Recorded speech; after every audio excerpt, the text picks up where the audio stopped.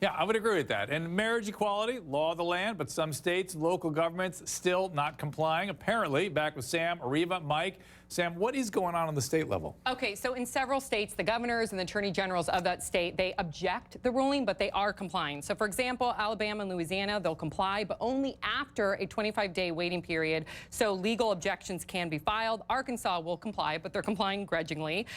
They also will not force religious institutions to recognize same-sex marriage. Mississippi and South Dakota are also implementing a waiting period. And finally, Texas, you can be fined for refusing to issue a license, but the Attorney General said he was sure that lawyers would come to the defense of those clerks that are objecting. Riva, what say you? What are they waiting for? The Supreme Court has already answered the question. Gay marriages are legal in the country.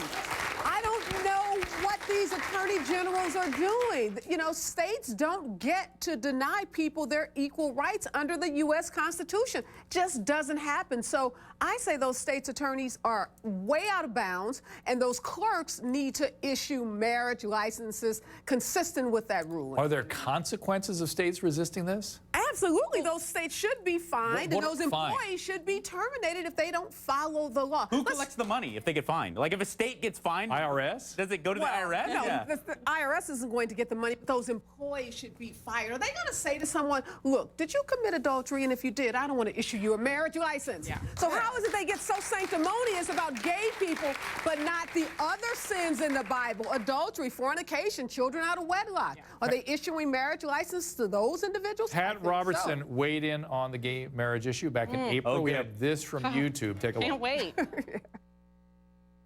The gays are going to get it. They're going to make you conform to them. You're going to say you like anal sex, you like oral sex, you like bestiality. Sooner or later, you're going to have to conform your religious beliefs to the group of some aberrant thing. It won't stop at homosexuality. We've got what's called polyamory. Well, what about polygamy, where you've got multiple wives? How can we say that one is constitutional and the other's not? What's so terrible about having sex with animals? Well, that's going to come next. Kayleigh McEnany is a conservative commentator. Kayleigh, what about Pat Robertson and his slippery slope argument? Look, I wouldn't have chosen the same verbiage as Pat Robertson, but he was making a point about religious liberty and how there's going to be an infringement upon it because of what came out of the Supreme Court on Friday. Will there be? He largely articulated, yes, he largely articulated the same exact rationale we heard from Chief Justice Roberts. What? And he's exactly right. That's the Chief Justice Roberts said in his dissent, the next Supreme Court cases are going to be certain factions trying to push religious institutions into supporting a practice that's against their deeply held religious beliefs. That's the next step. And the Solicitor General, by the way, President Obama's Solicitor General, in oral arguments, said some organizations might lose their tax-exempt status because they don't support same-sex marriage. So that's the next step. It's going to happen. It's not a matter of if, it's a matter of when. Okay, Kayleigh, I don't see this. I don't think this should be a religious issue. I think that this should be a human rights issue. That's exactly what it is. And here's the thing.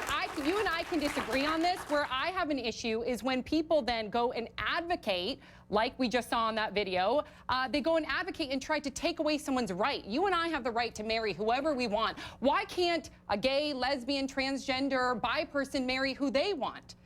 That's when I get upset. That's when I get upset. Let me just add this to your defense, Sam. Let me answer Sam really quick. It becomes a religious issue when you break down the doors of the church, of the mosque, and the synagogue, and you take a term that has been defined by religious institutions. Who are you to wave your finger? All of time. Who are you to say that to people? Okay, that's God's job, and God is love. Who are you to tell people that they're wrong, Kayleigh? That's wrong. That's discriminatory. Let me give her the law. And every nation. Kayleigh, let me tell you something about the law. Let me just tell you this about the law.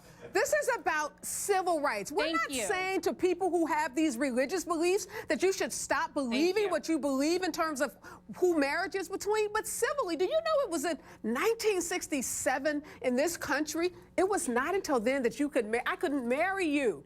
Interracial marriage. Interracial marriage was banned. It's the same argument, until 1967 right? Same argument. that Mike and I could have tied the knot. I think they're going to hook up after this. God, now we can get married. Kayleigh, very quick, and then I want to bring another another person into this Sure. discussion, but Kayleigh, go ahead. There's a way to do both. There's a way to give contractual rights, which is the job of government. No one should be deprived of the right This to is the visit their civil loved one in union the argument, hospital right? or inherit property. But at the same time, there is the First Amendment. You guys can go check it out. Freedom of exercise of religion. You cannot force this upon mosques, All right. upon synagogues, and upon Thank churches. you, Kayleigh. Okay. But we know what the First Amendment is. Jim, hang on. Jim Dolman is a pastor with the California Family Council. Jim, you identify as ex-homosexual, right? Isn't that how you call yourself? And help me understand what that means and where you ring in on this argument. Well, we're talking about the Supreme Court decision. So if we want to talk about Go ahead. coming out of the homosexual We'll talk about that lifestyle, next block if We you can wish. do that next block. Okay. But anyway, I want to, Reva, I'm curious, what type of an attorney are you? Because the A damn comments... good one. Yeah, girl. Yeah, girl. Woo! A Harvard-trained one. Yep. Yeah, Honors Harvard Law graduate. That's the title. You're a civil rights attorney, aren't you? A civil rights Yeah, attorney yeah. that studies this and talks about it all day, every day on every That's great. major show in this country. That's that awesome. kind of attorney. So hot. That was so hot. Hey, you got someone you can marry now.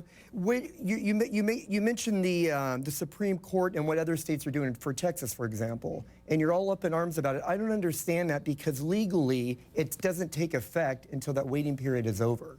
So the states that they have an opportunity to present their arguments to the Supreme Court, and so we see kind of in a way everyone's overreacting to what's legal. I just think that's interesting. If you're a Harvard attorney, I would am. think you would realize that. I'm a pastor and I get. Well, this is what we're up in arms about, Pastor. Those states' attorneys and those governors that are telling their clerks and the people in their licensing offices that they don't have to follow the Supreme Court. That's the issue here. The Supreme Court has spoken, and there's no more legal wrangling to be had. Everyone has to accept what the Supreme Court has ruled. We don't always like what courts rule and decide, right? But we are a country of laws, and when they rule, we agree to accept what they have determined. Guys, and right gay there. marriage now is the law. Leave it there. Deal with it. We'll continue after the break.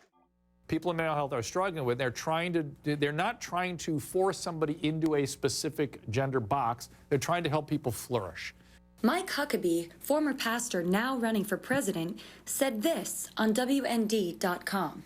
Now, I wish someone had told me when I was in high school that I could have felt like a woman when it came time to take showers in PE. I'm pretty sure I would have found my feminine side and said, Coach, I think I'd rather shower with the girls today.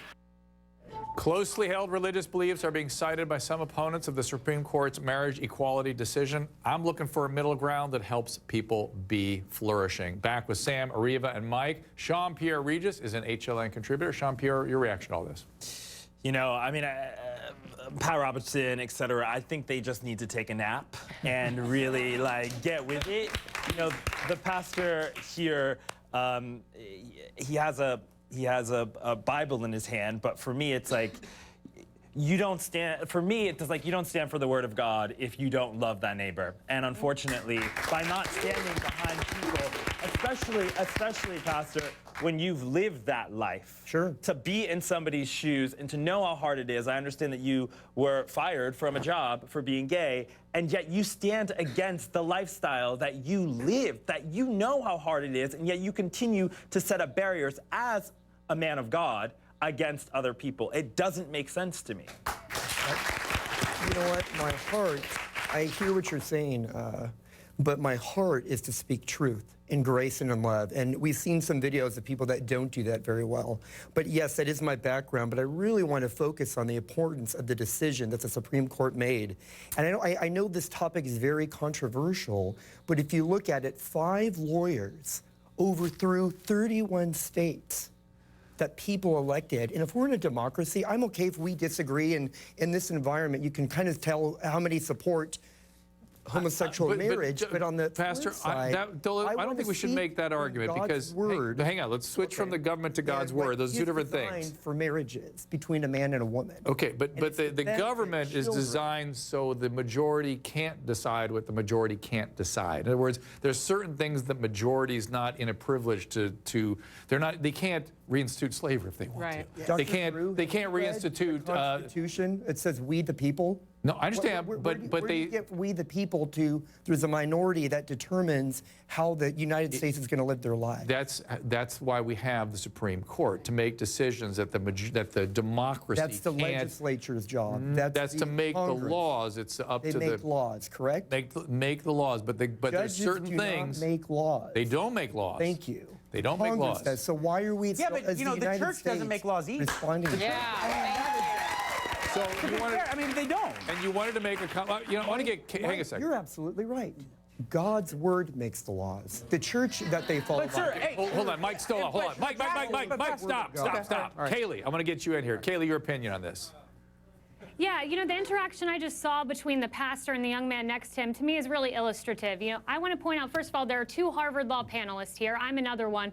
You can have reasonable minds that differ. And the fact that Areva is trying to say that there's one way, the fact that that young man just looked at the pastor and tried to characterize him as unloving, you can have convictions and you can be loving. And there are 2 sides to this. And Kayleigh, let me tell you one of the worst things that's going on today is that people are attacking people of religious views and conservative views as though there's something.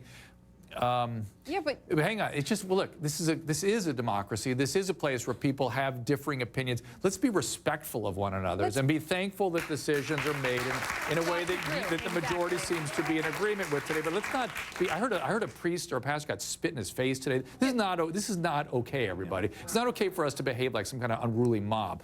We have an audience comment here. Go ahead.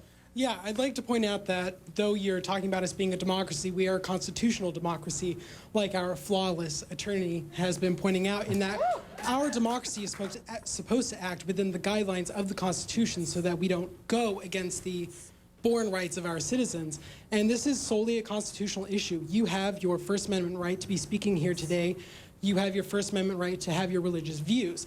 And the freedom to have equal justice under the law is also protected in the Constitution. So if the Constitution is to be a holy document, you have to respect that, just as we are supposed to respect your First Amendment rights. Let me just clarify real quickly, we're actually a republic. If you We recall are a the Pledge of constitutional Allegiance, democratic we're a republic. Guys, we got to go. Last thought, and I appreciate Is it. anal still legal? 'Cause Stop it. Pat Stop Roberts it. Stop it. Stop it. It's like, I want that to be on the menu. Okay. Last I comment. want to, your guest, I want to, yes, we're called to love our neighbors, and that's absolutely true. But If you nothing love else, right? in truth and in grace. Okay. And, I want to And bring thank God- the truth of God. And that thank God we live in between a man and a woman. And thank God we live in a free society, which is a republic, which is ruled by, which is determined by a constitution, in which there are certain privileges that are of a, what do I say, a cognitive, what's deliberative nature, that we have a deliberative body, that is our Supreme Court, and there's certain things that we as a democracy can't decide. And the deliberative limb of our government makes those decisions, what it is we can and can't decide. And there is also legislation, and again, there is freedom, and let's treat each other respectfully so we can all flourish. It's a very good conversation. Thank you, all of you. We'll be right back.